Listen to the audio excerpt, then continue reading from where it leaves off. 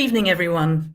Welcome to the second in our series of Church Times webinars entitled The Power and the Glory, Talking Politics in a General Election Year, organised in conjunction with Modern Church. My name is Elaine Graham and I'm Chair of Modern Church Trustees.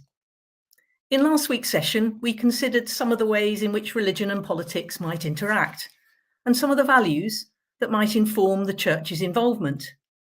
This week, we continue that conversation by thinking further about the actual conduct of the democratic process in all its forms.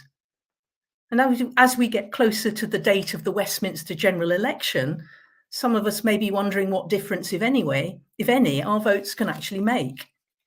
Well, last week we heard from some of our panelists how politics is as much about a day-to-day formation, a kind of schooling in the virtues and practices of citizenship, in order that we have the confidence and the discernment to play our part effectively.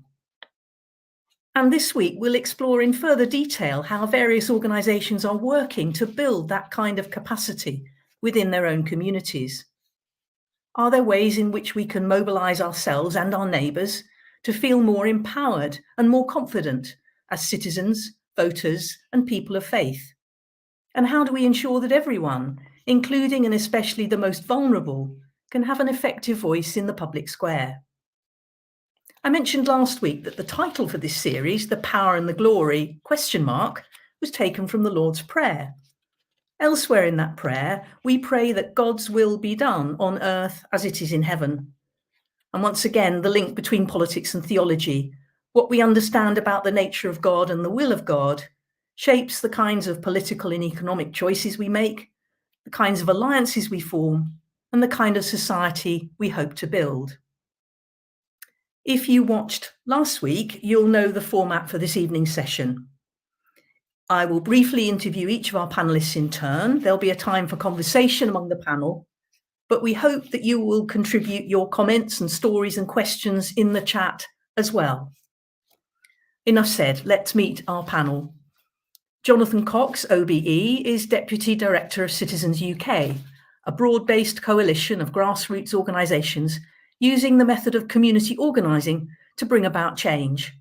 After parliamentary and campaigning roles at Westminster, Jonathan has been a community organiser with Citizens UK since 2006, helping alliances of civil society organisations in South London, Wales, Somerset, Essex and the Thames Valley to win campaigns for the real living wage and the resettlement of refugees. Tim Norwood is an Anglican priest and National Officer for Local Ecumenism for the Church of England. He was formerly Area Dean of Milton Keynes. He's also been co-chair of the UK Council for Citizens UK, and until recently was a member of the Church of England General Synod. Bishop Mike Royal is General Secretary of Churches Together in England. He's the former CEO of the Cinnamon Network, helping churches with their community engagement, and a former pioneer at the award-winning education charity Transforming Lives for Good. Mike has an academic background in urban planning and Black theology. He's been an ordained ministry since 1993 and was consecrated a Pentecostal bishop in 2016. He's also a forensic mental health chaplain. So we look forward to the discussion between all three and with your contributions as well. Let's start then with Jonathan. Good evening, Jonathan. Hi, Elaine. Great to be with you. Hi. I mentioned in my introduction, Jonathan, something about the principles of community organising as being at the heart of the work of Citizens UK.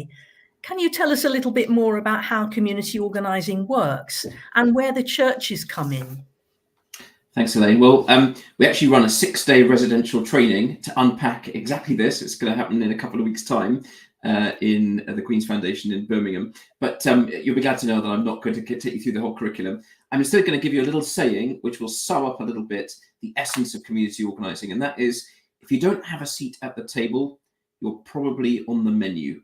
Okay? If you don't have a seat at the table, you're probably on the menu. And what community organising tries to do is to enable people who are economically or socially marginalised, disadvantaged, experiencing injustice in a range of different ways, to organise through their institutions, through churches, schools, mosques, trade unions, community groups at local level, to act together on the issues that they care about, to hold politicians and other decision makers to account, and to win change, to win social justice and the common good. So that's in essence, in a nutshell, what broad-based community organising is about. And I mentioned also that you're kind of building capacity in people's lives as citizens to work for change. And also that these alliances are broad-based. And you mentioned it's everything from trade unions to faith groups. So how does that work? How do you actually bring those people together across those differences? Yes, well, there are lots of things that we can disagree on. And the trick to this is to start by building relationships across difference in the first instance. So rather than go in with an issue and say we're going to campaign on this or we're going to campaign on that, to instead spend time building relationships, building understanding, both within different civil society organisations about what motivates them, what they like about their local community, what it is that they'd like to change, and then also between those organisations and other organisations, and beginning to find where the commonalities are. Because look, we will find plenty of things that are organisations that a synagogue and a mosque or a church and a trade union might disagree on, but actually at local level, most will tend to agree that they want safe streets, they want opportunities for their young people, they want to be a welcoming place for refugees and those outside, they want people to be paid a real living wage, they want their kids to have safe routes to school. And these are the sorts of issues that citizens' alliances tend to focus on, the things that matter massively to people at that local level, that emerge out of a process of listening at the local level, and where people are able to come together and align around those issues and campaign together for the common good. So the essence is listening and conversation. That's a big part of it, yes. I mean, we talk about having 3 strategic aims within Citizens UK. One is about making change, and that's what we're often known for, because that's the thing that you can see when we win a living wage campaign, or when we resettle a refugee family into a local area, or we, like we did this week, get the political parties queuing up to argue over whether they're going to, which is going to be most enthusiastic in terms of adopting our policy about putting school counsellors into every school in the UK. That's what gets us noticed. But actually, we have 2 other strategic aims. One is to develop and strengthen civil society institutions. So those local churches, those mosques, those schools, those trade unions should be strengthened by their participation in the Citizens Alliance, not just creaming off the top the best people and taking them out of the organisation, but actually strengthen those institutions and so on. And then the third is about developing leaders, about enabling people to be more effective leaders in public life in their local community. So we try and do a balance of all 3 of those things. And it tends to work well. We've got a growing network of citizen chapters across the UK. That's great. And you've mentioned some of the campaigns you've been involved in successfully. But at the moment, of course, you're in the middle of a campaign to get people to register to vote. And we've put out the details on the voter registration system for people to look at. So say a bit more about that. How does that work? And is it too late now for people to get involved? Can they still get involved? It is absolutely not too late. The Church Times very helpfully posted a little tweet in the comment section for people to look at. But the clock is ticking. So the Electoral Commission estimates that there are 8 million eligible voters that will be prevented from participating in the general election on July the 4th, because despite being eligible, they have not registered to vote. So you may remember in the old days that the council would send around a form and to your household, and you just list everybody in it, and it was fairly laid back, and you'd send it in and so on.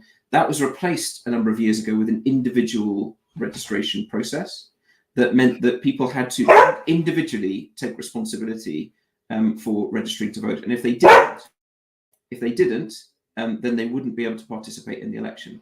So the clock is ticking. We are trying to get as many people as possible registered to vote by the deadline, which is next Tuesday, the 18th of June at midnight. And what I'm encouraging churches to do in particular, I'm very grateful for the support of the Church of England, the Baptists, Methodists, United Reformed, Quakers, Salvation Army, and churches together in England. We're all working together on the Voter Registration Champions Initiative, which is all about getting organisations to take responsibility for getting their own people and their wider community, if they like, starting with their own people in their congregations, election ready, making sure that they're registered to vote that they have the ID, because you're going to need photo ID for the first time in a general election, and you know how to vote on election day. And if you go to that link in the chat, or if you go to our website, voterchampion.org.uk, you get all the information and resources you need. And this Sunday, we're hoping that there'll be an absolute tidal wave of churches during their Sunday service running an election Sunday or a politics Sunday or a voter registration Sunday, whatever, however you want to call it, activity, where they essentially do an audit, an anonymous audit in their congregation during the Sunday service, or in coffee afterwards, or whatever suits the tradition and practice of your particular church, but to make sure that everybody's aware of the registration, voter ID and turnout requirements, and is then equipped and supported. Because there will still be time to either electronically via the government website. It only takes 5 minutes to register to vote. It's a very simple process. Or to fill in a paper form and return it to your local council. So we're really encouraging as many churches as possible to do this. And one final thing before I shut up, lots of churches have said, well, hang on a minute, the research shows that most people who get excluded are young people and people from economically deprived communities and people from minority ethnic communities and renters and so on. And actually our church is in a rural area with a very settled community, and most people are fairly old and have voted in every election, and we don't think this is going to be very relevant to us. Actually, the early findings from some of the group churches that have piloted this is that even in those kind of settings, actually there are a whole load of people who were, if it hadn't been for the intervention of the church running a voter registration champion initiative, were going to be sleepwalking into turning up at their polling station on July the 4th and being turned away, either because they weren't registered and didn't realise, and in many cases because they didn't realise that they would have to have photo ID, and they didn't know what sort of photo ID they would need in order to be able to vote at the polling station. So the Voter Registration Champion Initiative tries to help churches solve all of those problems, gives you all the resources and links and guidelines that you need. And we're really hoping, as I say, to have lots of people on Sunday getting involved. Okay, and this is not a partisan process, is it? It's a campaign to get everyone who is entitled to vote to have a vote. Absolutely not. We're a non-partisan organisation. We're a charity. We are not allowed to take sides. And many of the organisations involved, the church organisations in particular, are not partisan either. This is absolutely about enabling people to participate in the democratic process and enabling them to cast their vote and to try and recover some of the integrity of the political process and democratic process at a time when I think we all know it's come under quite significant strain. And I suppose that's the other thing I'd mention as well. I think churches have an important role in reminding their congregations of the value of participating in the democratic process at a time of quite significant cynicism, and where there could be lots of reasons that people give to say, well, I'm not going to bother. And I think one of the things that institutions can do is to use the leverage of their relationships of trust within the organisation to encourage people to think again and to consider participating in the democratic process. Thanks, Jonathan. Let's move on, but that's really great for the time being. Thanks very much. Let's turn secondly then to Tim. Good evening, Tim. Good evening, Elaine. Hi. Now, we've just been hearing about the voter registration campaign, and I know that you've been involved in that. What was your experience of getting involved in that? Was it a relatively easy process? Were people fairly receptive, or has it been more difficult? Yes, obviously I've just been listening to what Jonathan's been saying about his experiences and trying to get people involved. What I found, and you won't be surprised, is that there was a very mixed response. So some people were just excited to be given a tool. We could do this. We can do this in our church. And I carried out one of the pilot projects, and one of the gentlemen from the church went away and built himself a red ballot box, complete with a breakable seal made of cardboard, so they could use it in the Sunday morning service, and it was as a visual aid, and it was wonderful. They were so enthusiastic. They did lots of research, and they did a special service, and people came and they put little bits of paper in to indicate what they were going to do, and that was one of the experiments that revealed a congregation of roughly 80 11 people had not registered to vote, but were able to. And that was only a few weeks ago. So it does reveal the need. But I was very, very pleased to get that excited response from congregations like that. But equally well, you won't be surprised to hear that there were some people who responded less positively. A certain amount of, well, we don't want to be involved in anything to do with politicians because they're all the same, aren't they, anyway?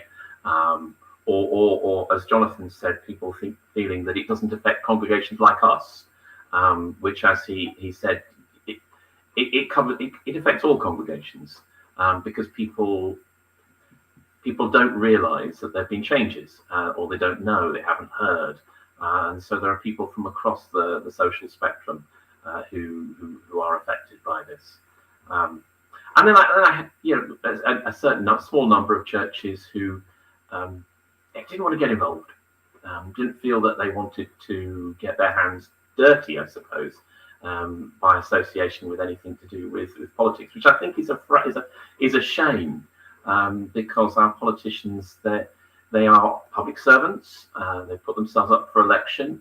The vast majority are trying to do the best they can from a particular point of view, and what we need to do as God's people is to engage with them in prayer, but as people, and in business that affects us all. So I was slightly disappointed by that, but not really surprised. Yeah, and as we were saying last week, politics is everywhere. Absolutely. And so in a sense, we owe it to those who put themselves forward for office to support them and to engage with them. But it strikes me, Tim, that what Jonathan was saying about conversation and dialogue, that's where it starts. You build relationships. Absolutely. And if you're saying to people, if they say to you, oh, well, what's the point in voting? They're all the same. Then actually you can say, well, what are the issues that concern you? What's happening in your day-to-day life that's mattering? And if they start to say, oh, housing or the roads or the schools or something, then you're into what could be a very constructive conversation. Yeah, politics is about relationships. It's about working with people, not against them. And there's a kind of wonderful phrase about relational power with. And one of the community organising methods is to have relational encounters, relational meetings. And I particularly like the approach that citizens have taken with the voter registration champions scheme, because it's about going directly to churches, to local people, telling local people directly about the issues regarding voter registration. And one of the resistances I've had to the whole scheme was people said, well, can't we just put a few posters up? Can't we just put something on Twitter, X, and that job will be done? But of course, the message doesn't get to the people who need to hear it. Whereas if you work relationally at local level, you can get the message to the people who most need to hear it, and that's a really important aspect of working locally and in using sensible methods. Yeah, we've talked a bit then about your involvement in Citizens, but you're working now as a national ecumenical officer. So I wonder, speaking ecumenically from that point of view, what you feel the churches and other faith groups in particular bring to this particular way of working? They bring diversity. Jonathan again was talking about broad-based community organising. Well, churches, even within the Christian community, we bring diversity. We bring different perspectives. We bring different backgrounds, different stories. And if we work together, we can achieve far more than we can as individual churches. The Church of England is a big church, but even the Church of England can't do all of the things that it might want to do on its own. We need our partners. We need that rich diversity. And that's true at national level, but it's also true at local level. And one of the things that excites me about local ecumenism is those opportunities to bring a diverse range of local churches together, Pentecostals, Orthodox, Catholic, Anglican, Quakers, all together to do something for the sake of their local community. And that's really where politics comes in. because churches need an other to love, and the other that they love is usually the local communities where they meet, and that's a political entity. It's a borough, it's a council, it's a city, it's a nation, and we need to be able to relate as unity groups to that other in a relationship of love. So I do think it's really important. And at a time when a lot of politics feels very distant and abstract, starting with your neighbour and thinking about how you work with your neighbour and seeing the tangible relationships that are built is a way of moving towards that common ground. Oh, absolutely it is. And we've spoken a little bit here about voter registration, which is really important.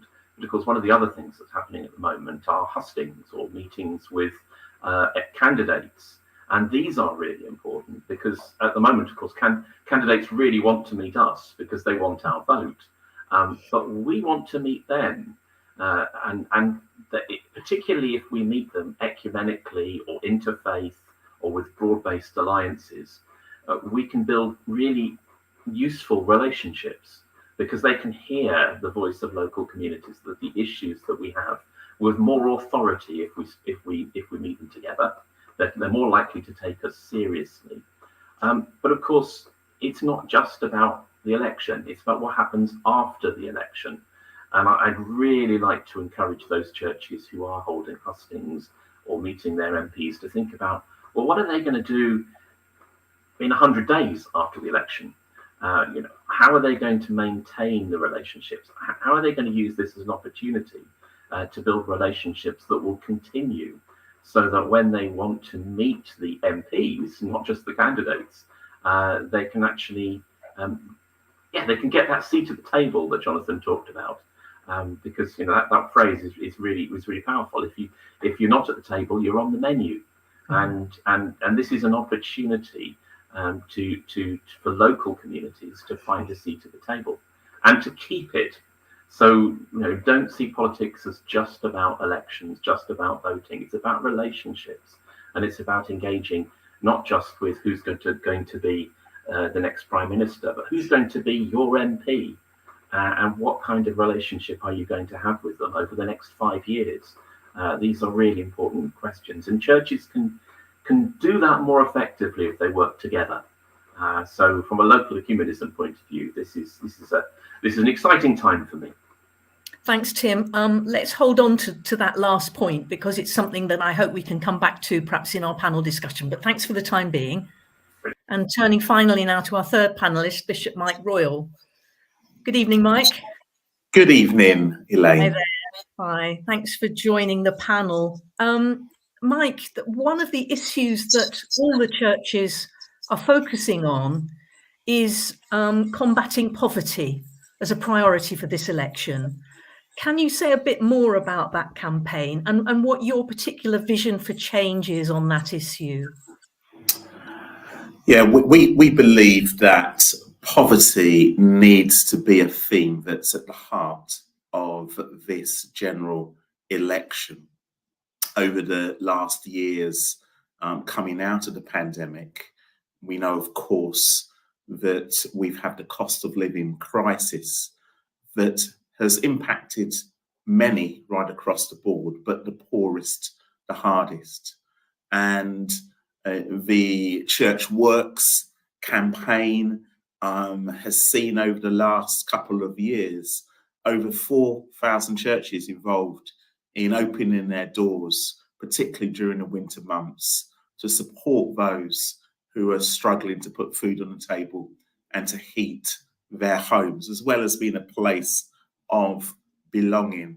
Having been through that journey, it seems to me wrong for that to be dropped as an election issue. And so for me, there's two areas that we need to look at. Firstly, the whole area of issues of social justice, and there are some great organisations that are picking that up. You've got the Joint Public Issues team that brings the Baptists, the Methodists and the URC together to think about policy around education, housing, health, etc. And then you've got the National Church Leaders Forum, which brings some of the black churches together to think about the issues that are impacting diverse communities and people from a global majority heritage. But then there's the action of the churches together alongside that in the Warm Welcome campaign, in things like street pastors and food banks.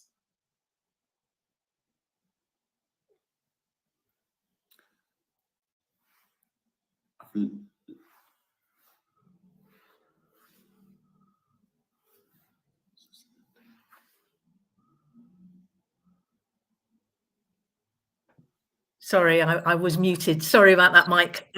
I was just thinking about churches' involvement in things like food banks and places of welcome hubs. I think a lot of people involved in those would say there's a tension between responding to the immediate need of that and feeling that that's simply a sticking plaster over deeper needs. And I wonder what your feelings are on that particular tension. Yeah, absolutely. I heard someone kind of say recently that there's a danger in the church that we become useful idiots, i.e. we just sort of sweep up the systemic failure. I'd like to actually to call it systemic sin, because that's what it is, rather than going upstream and finding out why people are drowning. And so it's really important that, yes, we are responding to the needs as we see them. And the churches within Churches Together England, 54 denominations, are very good at doing that. But it's also important that we've got organisations like Joint Public Issues Team, like the National Church Leaders Forum, who actually are presenting policy to government and saying, these are some of the things you need to change if we are going to improve things systemically. And do you see signs of that beginning to get through, particularly in terms of actually putting influence on those who have power to make a difference?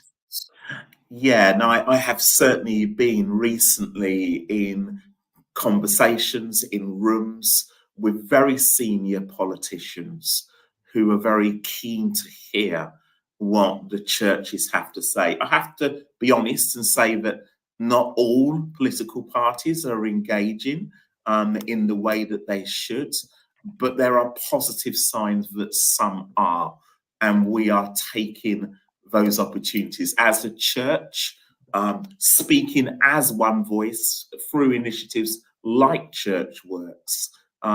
We are really saying to politicians at every level, our door is open. And I think the other thing I would just say is this, is that when people are in need, they don't queue up outside our city or town council house.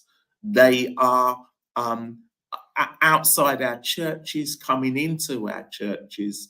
They are coming into our debt centres. They are coming into our food banks, our warm hubs. And so I think the church is well placed to articulate their journey with their own local communities. And it's that local involvement and engagement that is essentially the open door, as you say, that in a way gives the churches a credibility then to speak truth to power. Absolutely. I remember during the pandemic, the police knocking on the door of the church I was then very much part of. And we thought, oh no, we're in trouble. Have people not been wearing their masks?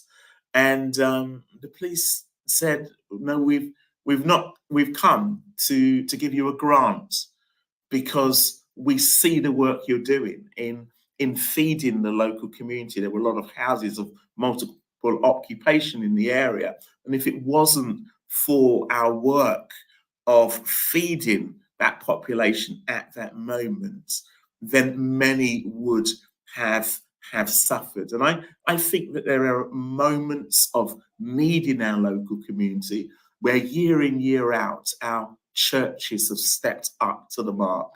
And I think there's a greater recognition amongst local and national politicians about the role of churches and the social capital that they represent in our local communities. Thanks very much, Mike. We've started to get some questions coming in, so I think we'll move to those now and bring all the panelists in together. And we've got a question from Alison Webster. She asks, are church leaders too often wanting to be friends with local politicians?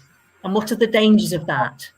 Is there an alternative model of engagement? Jonathan, shall we take you first? Thanks, Elaine, and thanks, Alison, for the question. Yes, there are a number of different models, alternative models for engagement with politicians. The one that our members across the country will be using in the run up to the election is one around accountability. So we will be training up teams of people from local congregations and also diverse other civil society organisations to go and negotiate together with the candidates of all of the main parties, with a manifesto that's been come out of a big listening campaign across the country in which our member organisations have voted on. It has 7 themes from migration to wages. I won't run through them all, through the gamut. But where there are constructive suggestions for improvements that can make a difference to people's lives.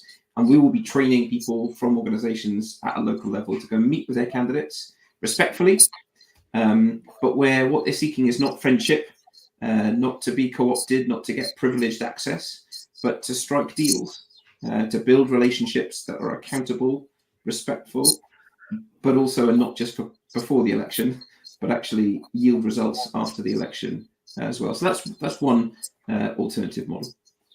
Thanks. Tim. Yeah, I noticed Alison's question began, we're talking about church leaders wanting to be friends with politicians, and that's often the case. So you get that kind of social gathering of the great and the good, and people like to have those kind of relationships. But I think the more powerful relationships are the relationships with local people, with community groups, with people actually affected by issues.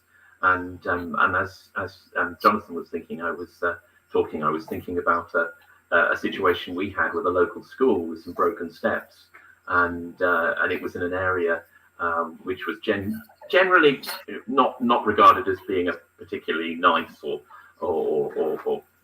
popular area, but the kids had to face these broken steps every day, broken concrete, broken metal sticking out. Nobody seemed to care. But we arranged for those kids to go and meet the council leader with their pictures and their drawings of what it meant to them and how that made them feel. They spoke to the council leader, and he heard their voice and agreed to do something about it. And they all came out of the room feeling very powerful, and rather than disempowered, they felt powerful. And I think the danger is that we often, as church leaders, and I wear a funny collar, so I'm as guilty of that as the rest. We think it's about us. It's not about us. It's about the people affected by situations. And the best thing we can do often is to get those voices into the room, not to speak for them, but to enable them to speak for themselves. And I think the most powerful models that we have often do that.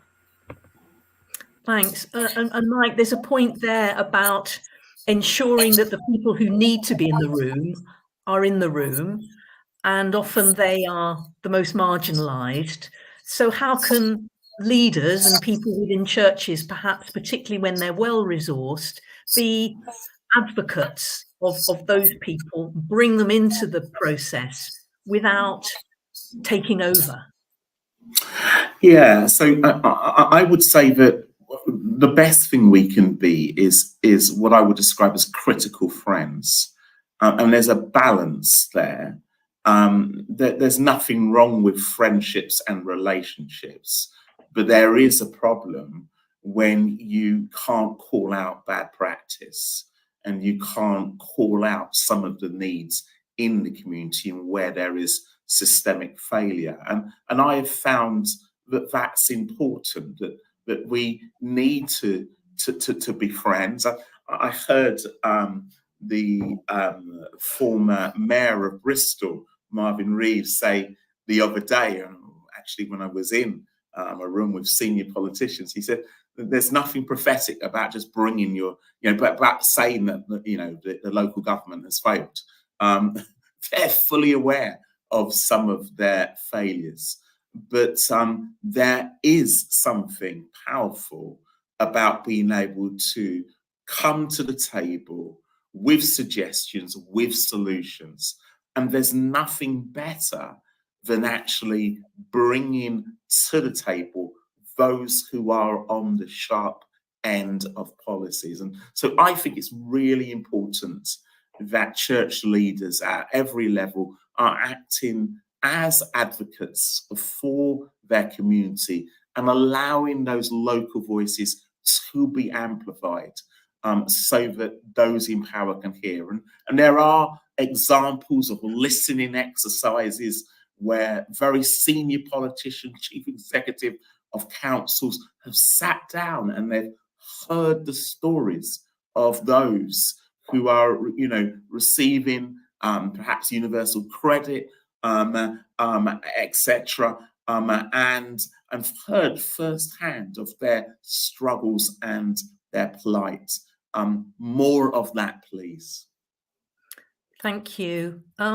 Alison has posted a follow-up question, and I'd like to take that, but just to adapt it a little bit, because we've talked so far about building relationships and finding the common ground, but there will be times when there is polarization and conflict, and perhaps when there's a need to call out injustice, such as Alison says, racism and other things. So I wonder for each of you whether you've had experiences of dealing with issues where in a local community there has been real conflict, perhaps there's been resentment about migrants or something like that, where you're starting from a position where people are very, very divided and already hostile and perhaps thinking the worst of one another. What can people of faith bring to that? Because I think very often Christians, certainly, they don't like conflict. We'd all like everybody to love one another, but actually a lot of the day-to-day of politics and community relations is about building across some quite real divisions. So I wonder whether any of you want to chip in about that. Mike, do you want to start?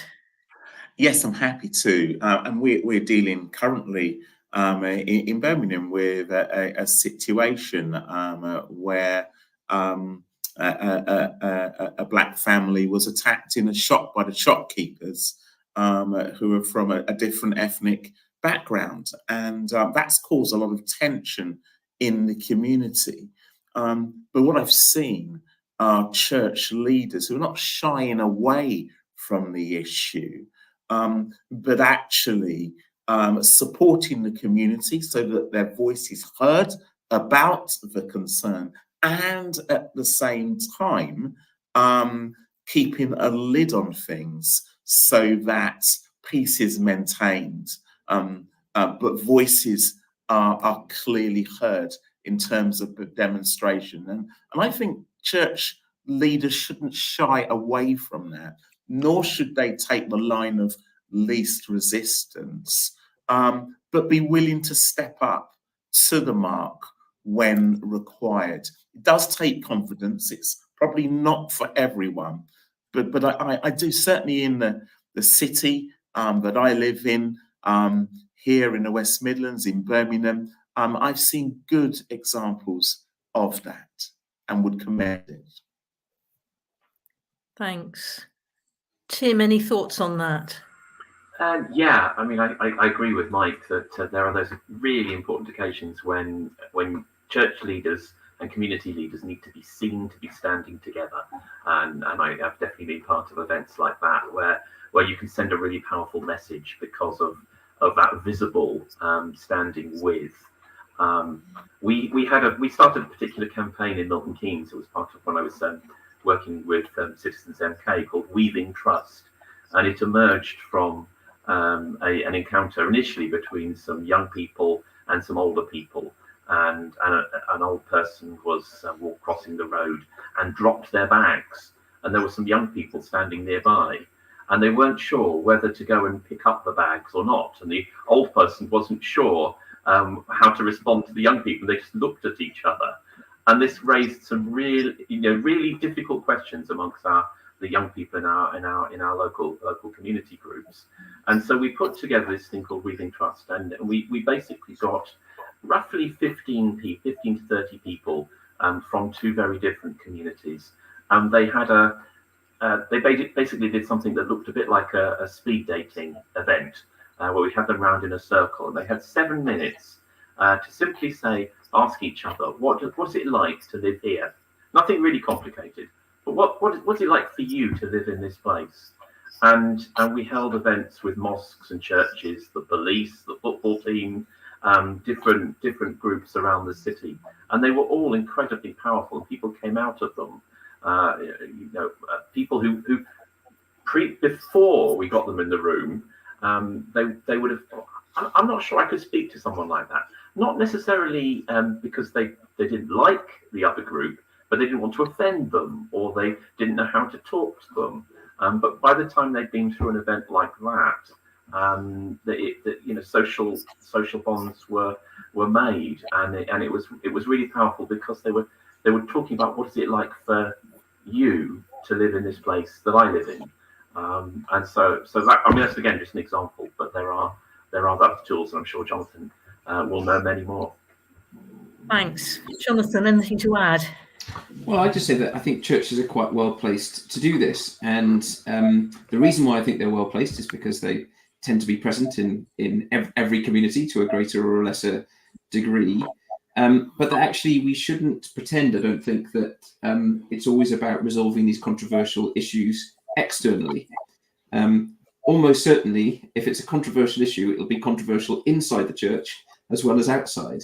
And actually, unless you do the work internally to listen to different perspectives, understand where people might be coming from, to reflect theologically, and also what does our faith say about this particular issue, then you're probably just going to replicate the wider polarization and difficulty there is in society.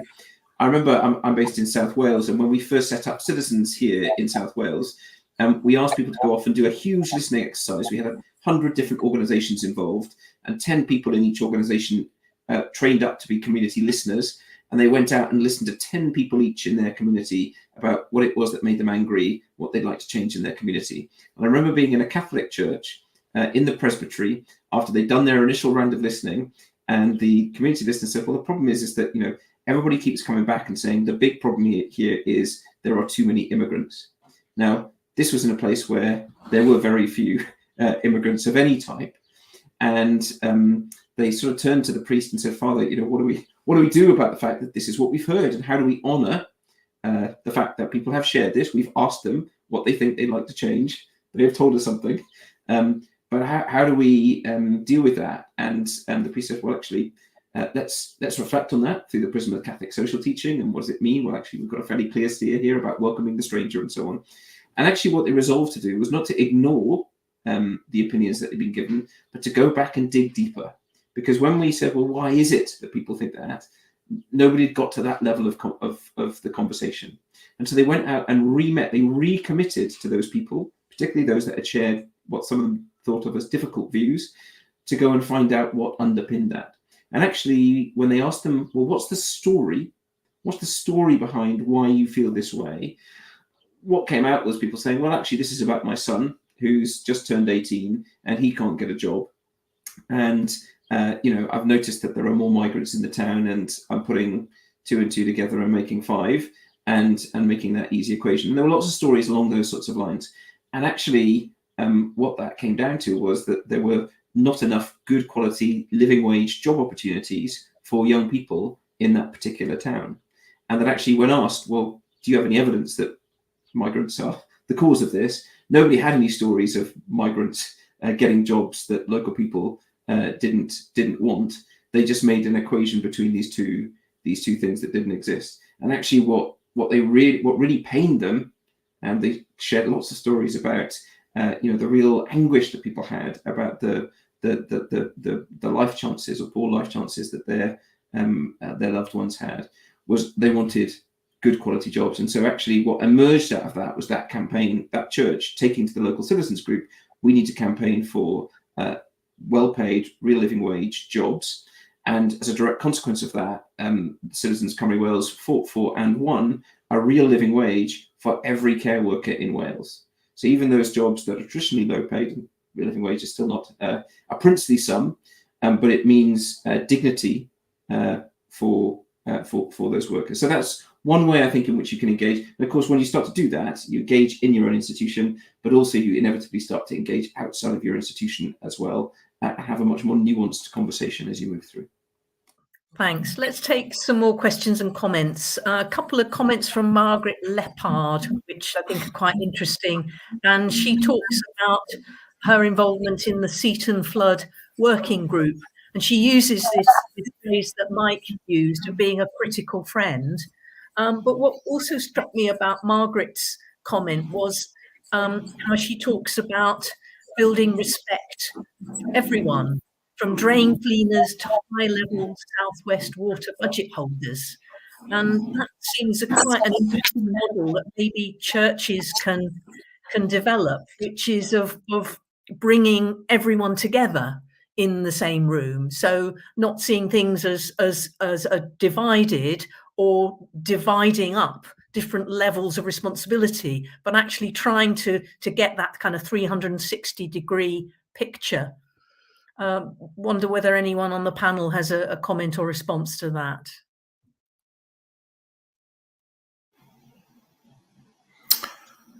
Yeah, I'm happy to respond. I mean, I think one of the things about our churches often is that we have a huge range of people in our congregations.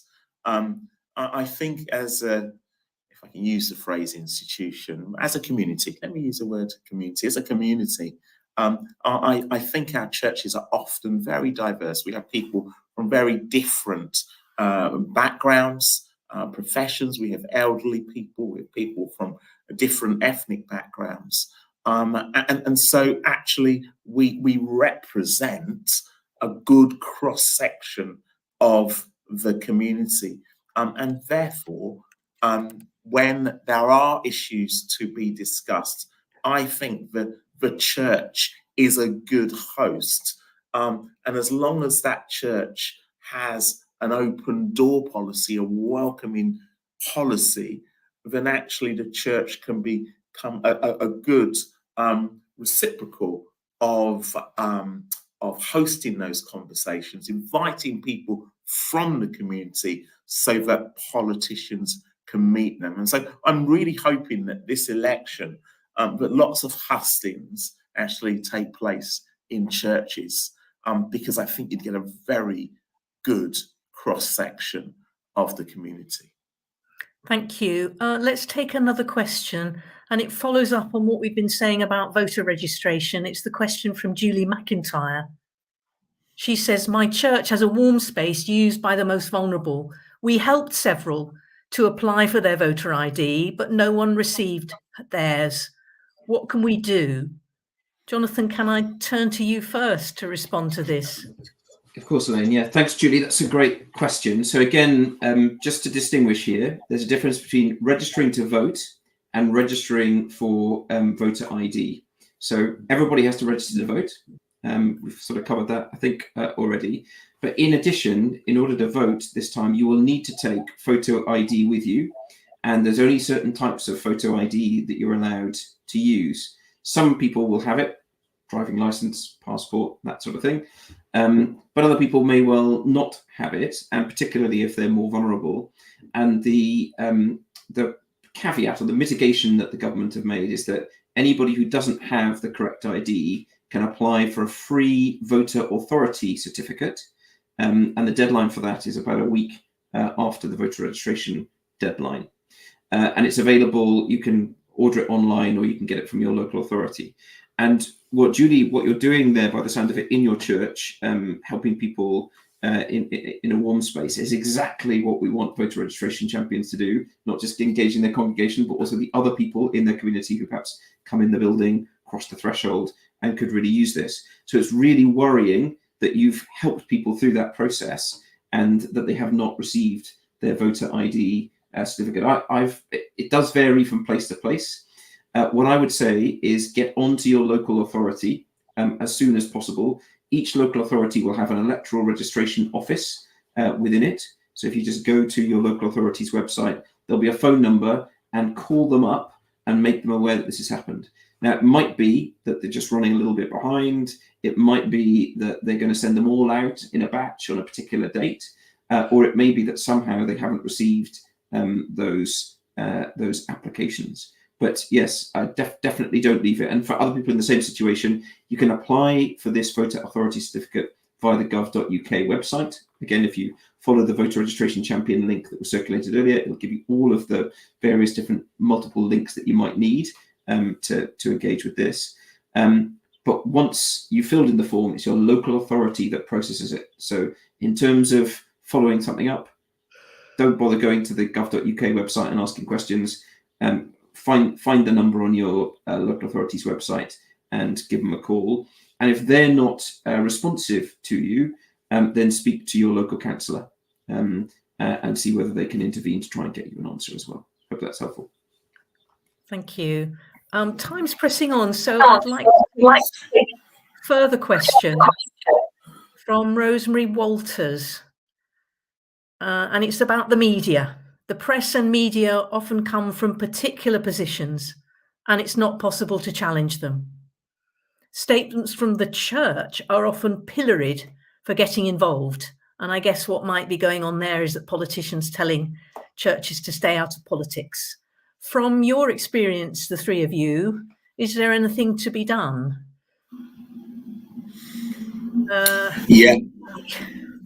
Yeah, I'm happy to speak. I think it's the late Archbishop Desmond Tutu that said, those who say that church, the Bible and politics don't mix, I wonder what Bible they are reading. And, you know, I believe the Bible is a political book. The issues that the Bible tackles of how we look after those who have no food, and how we look after the stranger and the alien. And these are political issues of our day.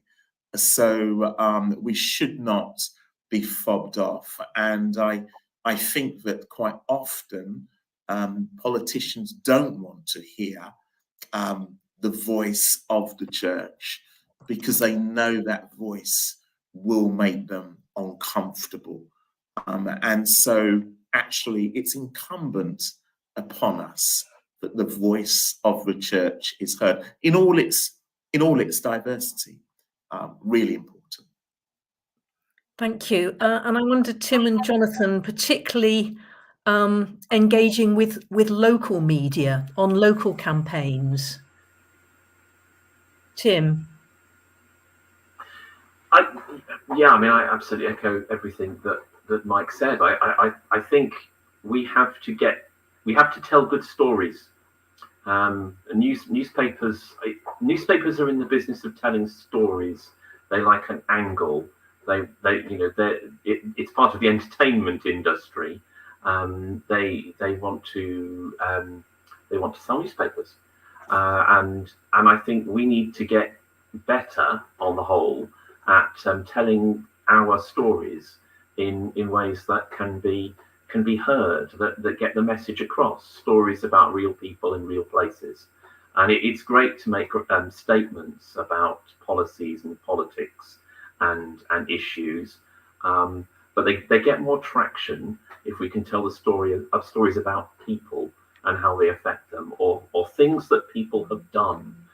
So drawing attention to some of those forgotten or hidden stories of churches, those warm spaces. Finding ways to tell those stories about what we do, and we're not very good at spreading those words. But often particularly at local level, a newspaper will often publish a press release. If you can write a press release in a way that someone can pick up, particularly at a local news level, you'll get the story in.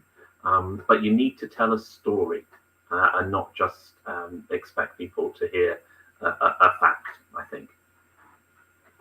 Thanks. Jonathan, any further thoughts from you about working with the media? Just really quickly, I mean, I think where I'd agree with Margaret's point is that bishops or church leaders, when they get involved, often get pilloried at a kind of a national level, often unfairly in my view. At a local level, you know, your local media, I mean, we've just had lots of appetite in the run-up to the election for regional and local TV, radio, newspapers and so on, who want good stories of, you know, local angles on the election. So we've just had 3 colleges in Brighton be really involved in registering huge numbers of young people to vote as part of the voter registration champion scheme, and it's been all over BBC Sussex Today on TV, radio and online. Those are colleges rather than churches, but I'm certain that had it been churches doing it, they'd have had a similar kind of response. So yes, just to follow up Bishop Mike and Tim's encouragement to engage, to tell those stories, and particularly to think about the local level where those stories will get purchased. Thank you. We're rapidly running out of time. So like the televised general election party leader debates, I'm going to close by asking each of the 3 of you just to make a very final summing up statement, whether it's something about the voter registration campaign or your hopes for the general election, or indeed what you think the issues are going to be coming up beyond July the 4th. Mike, can I start with you? Yeah, I would say that this election is a moment where the church can be a prophetic voice, and that's the people, the whole people in that church. So let's not be scared if we get pushback or if we get pillared. The prophets in the Old Testament also got that, but they stood their ground. They spoke up and they spoke out, and we need to do the same. Thank you. Tim, you're next. Yeah, whatever happens on July the 4th, there will continue to be issues of poverty. There will continue to be people who miss out on things that would make life worth living, in a whole host of things. That's not going to go away. And so we need to keep our focus very much on those in most need. That's our calling to, until the kingdom of God is there in all its fullness, we can't stop working. But I firmly believe that the way forward is to work relationally, to build relationships within our churches, between our churches and other churches, across faith divides, across community divides, build relationships with each other, build relationships with our politicians, not so that, not for our own sake, but for the sake of those in most need. We need to work relationally, and I hope people take that on board. Thanks, Mike. Jonathan, finally. This Sunday, please consider running a voter registration champion exercise in your church. Need only take a couple of minutes, but will make a big impact in terms of getting your congregation election ready. You can use the link in the chat, which the Church Times posted earlier, and I'm sure we'll send out again. It will give you all of the resources that you need in order to do this. Dead simple, and can be fun too, and a really good way of opening up that conversation and helping people feel like they can make some kind of difference in their community. So yes, please do consider getting your congregation to become a voter registration champion. Very good. Well, unfortunately, our hour is up, but it's been another fascinating discussion. Thank you, everyone, for watching, and particularly to those of you who posted comments and questions. But particular thanks, of course, to our panel, Tim, Mike and Jonathan, and to the Church Times, particularly Michael, for supporting this event. and I hope that you will be able to watch back, and we've all learned something. So thank you all very much. Good night.